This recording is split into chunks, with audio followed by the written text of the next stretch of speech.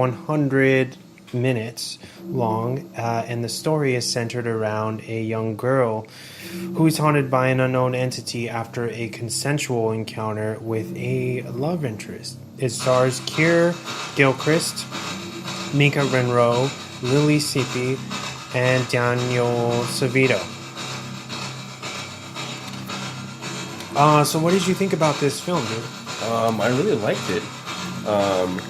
I actually enjoyed it. I thought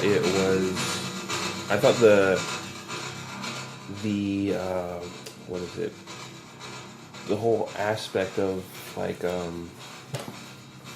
this thing that it's just walking towards you the whole time. Yeah.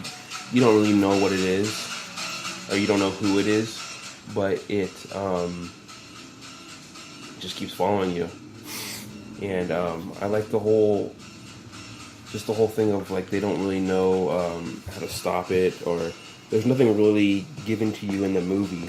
Yeah, there is a mythology, but it's all based on hearsay. Yeah, there's exactly. nothing that you really know. It's all based on people's kind of how do you say, their interactions with this thing. Yeah. Which doesn't necessarily mean that it's any of it is true, which is scary in itself, you know what I mean? Because you really don't know. You're relying on these things that other people have said. Yes. Yeah. I thought that this movie was genius. Oh, it was released in 2014, and I think that this might be the strongest horror film of that year in that it manages to hit on a phobia such as Jaws did with with the sharks and staying out of the water, or Psycho, where it hits on that vulnerability of taking a shower and you don't know anybody. Anything can happen to you in the bathroom in that setting, or even 1 Hour Photo. How you go and you do, or at least in those days, you would go and develop your film. And what if this guy that would develop your film every week slowly became obsessed with you and your family, you know what I mean? Yeah. And this plays on that phobia where it's like, what if, something as casual as a sexual encounter, totally just turned your life upside down, and pretty much plays on it's almost like, for me, or it could be interpreted this way, a metaphor for an STD. That's what I was going to bring up too. Right? That's something, that totally kind of messes up how you view life, and you suddenly only can think about that. You know what I mean? And I don't know if that was his intention or not, but it's a good way to look at the film from a different perspective. Yeah, I love this film, and I'm glad that this is for my sister, Samantha. Okay. You haven't met her yet, right? No, I haven't. No, yeah, she's super cool, and she loves this movie. They put this on kind of recently on Netflix, and she watched it. She couldn't sleep, and she woke up, and this is the film that she chose to watch. Okay. Which was in the middle of the night, so that's super interesting in itself. But she really wanted us to talk about this, so I'm glad that I was able to show you this film. Yeah. Because I feel like it deserves to be seen. Yeah. By as many people as possible, whether you like horror or not.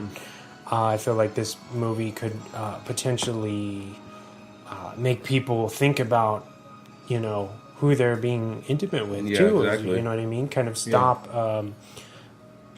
What's the word? People from being so promiscuous, maybe. Stop whoring around. Yeah. Yeah, man.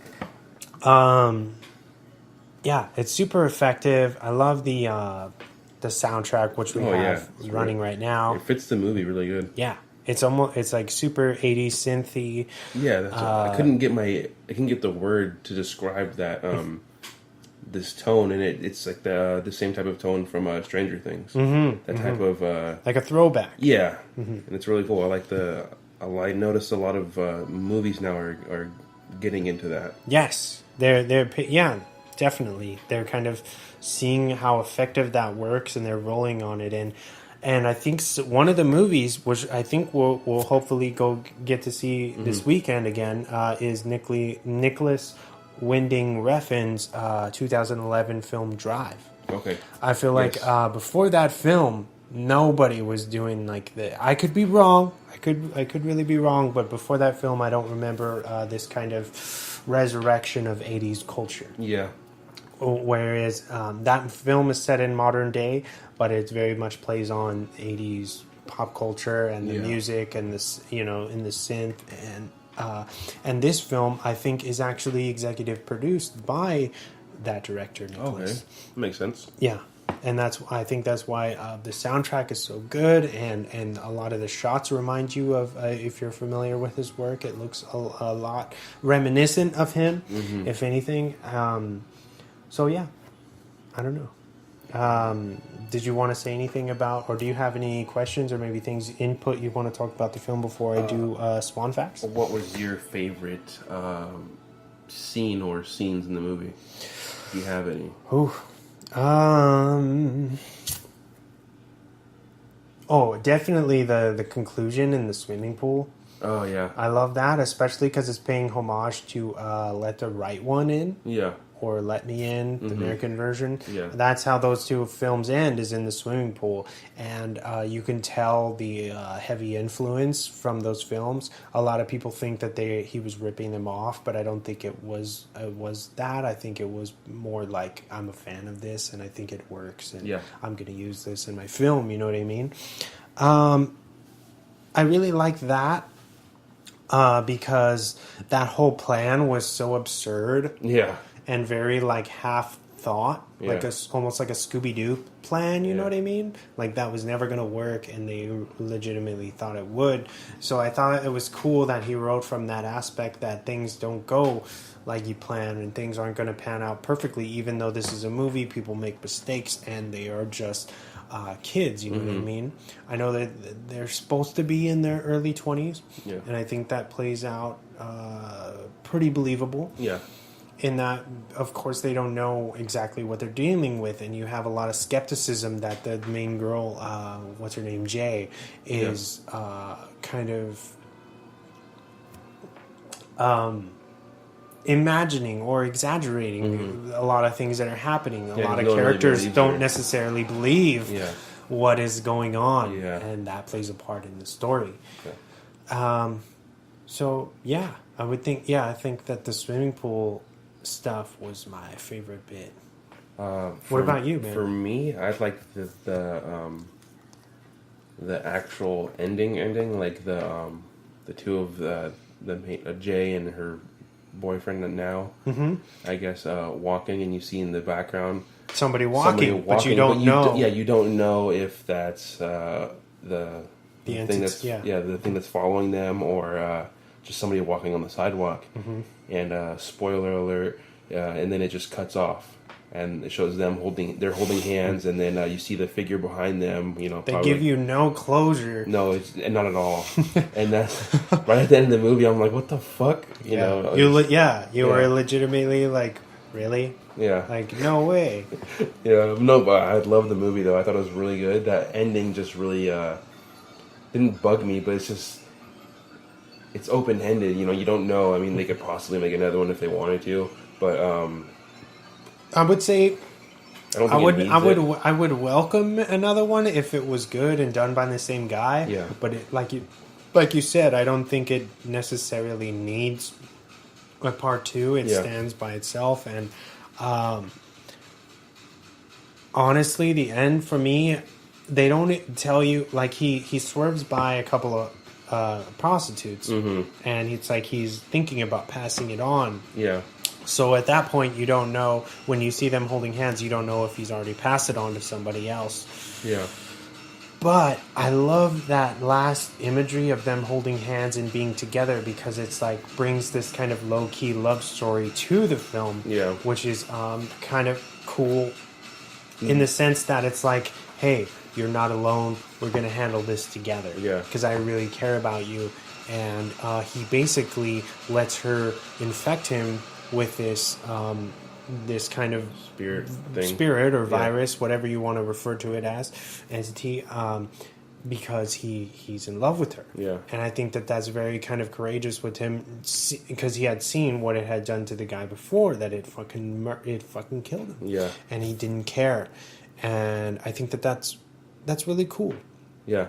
And they hint to that, his feelings to her from like the get-go. Yes. Like once you see him, and they play on... He's kind of like, you know, from the corner of his eye, just peeking at her as she walks by, as she gets out of the swimming pool. Like, he definitely has a big crush on her. Yeah, and they play on that through the whole film. Like, why doesn't she pay attention? Why doesn't she pay attention to me? Yeah.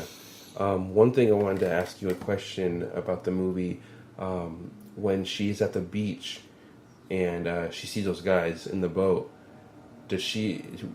and they just show her kind of walking to the water, Jay. And did she go to the boat and sleep with those guys and pass it on to them? Yes. Okay, that's what that's what I figured, but they don't really explain it. They just show her going into the water, taking her clothes off, and then it shows her in her car crying as she's driving back home. Yeah, they definitely play.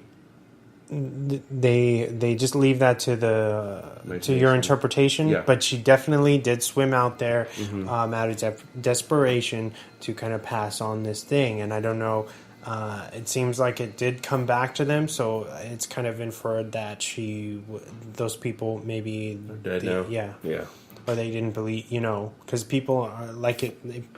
People are skeptics, and they don't want to believe things that are so out there. Yeah. And just like her friend, her neighbor. Yeah. He died because he didn't believe. He was so sure that she was imagining all this stuff in her head. And that's what happened. Yeah. That's all I got. That's all I got for this. You got Swan facts for this? I do. Okay, cool. All right. So starting with the Swan facts, the concept. The original concept for this film stems from a nightmare that the director kept having. It was like a reoccurring nightmare of this like entity that would not leave him alone, and it would just walk slowly towards him no matter what, and it would still have this nightmare of the same thing over and over and over again. And I think that's what kind of sparked this idea for the film. Yeah, that's very interesting, especially because the way that dreams play into reality, and it's usually some your subconscious trying to tell you something about real life. Yeah. So that's weird. Maybe it's death creeping up on him. Maybe. He can't escape it. So the critic and audiences loved this film so much in its opening weekend that they actually canceled its original video on demand and theatrical release to change it just to theatrical. I'm assuming to kind of make more money. Yeah. So that's exciting because this film is a very independent film. Oh yeah, and it probably took not very much to make it all. Yeah.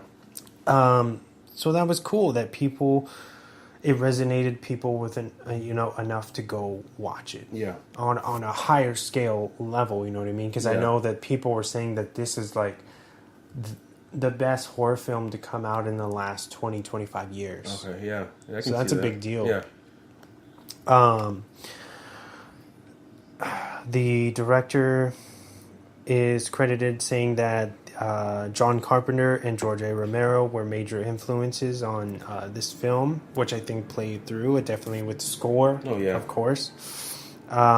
It was shot mainly with wide-angle lenses to make everything feel like more intimidating and big. Yeah.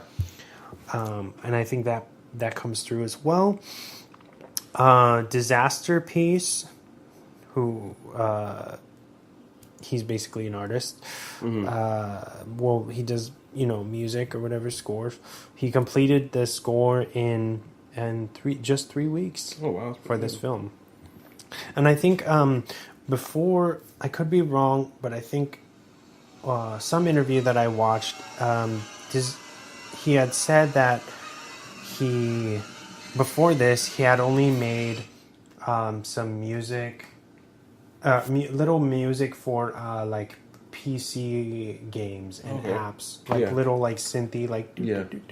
Yeah. So that's cool that he was able to jump on this and do something so that his